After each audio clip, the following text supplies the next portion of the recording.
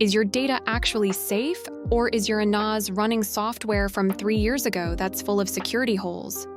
Here's the scary truth.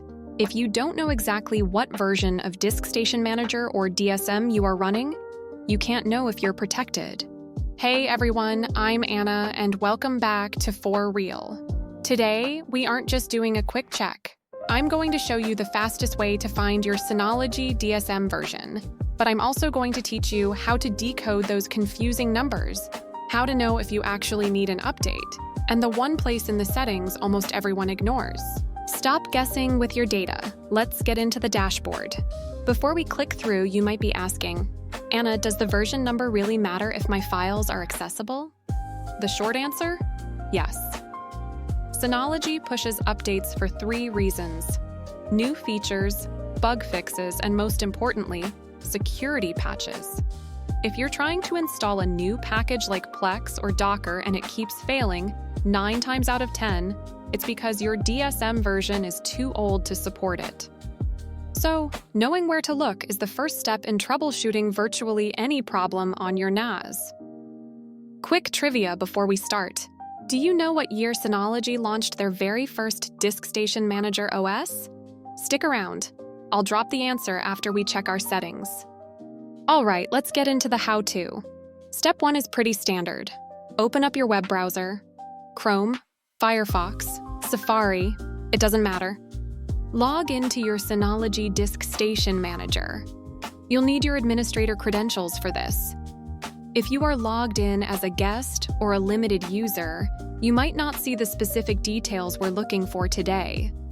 Step 2. Look for the control panel. It usually lives right on your desktop, looking like a little switchboard. If you don't see it there, click the main menu button in the top left corner. It looks like 4 little squares. Go ahead and click that. Now, depending on how you have your view set up, you might see a ton of icons or just a few categories.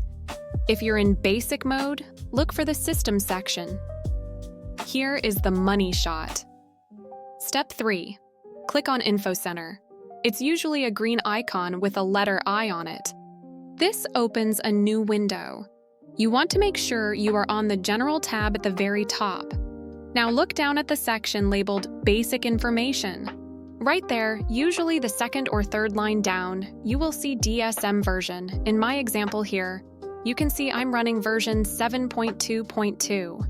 Now, don't close the video yet, because simply seeing the number isn't enough. We need to decode what that Update 3 or Update 5 next to it means. Quick pause. If you found that setting easily, hit that like button so I know this pacing is working for you. Okay, let's look at that number. You might see something like DSM 7.1-42661 Update 1. Here is how you read that. The first number, 7, is the major version. This is the entire operating system generation.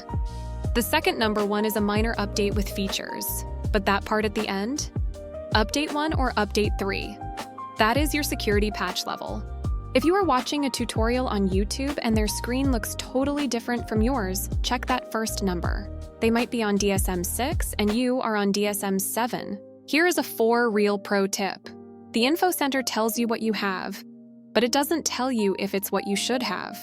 Go back to your control panel main screen. Right next to Info Center, click on Update and Restore. This is the active checker.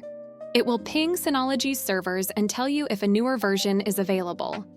I highly recommend setting this to check automatically, but install manually. That way you don't wake up to a surprise reboot. Back to our trivia. Synology released DSM 1.0 way back in March 2006. It looked absolutely nothing like the sleek desktop we have today. It was mostly just a list of text links. So, to recap, open Control Panel, hit System, click Info Center, and check that General tab. It's a 10-second check that can save you a massive headache regarding app compatibility and security. If you're noticing your version is really old and you're scared to update it because of data loss, drop a comment below.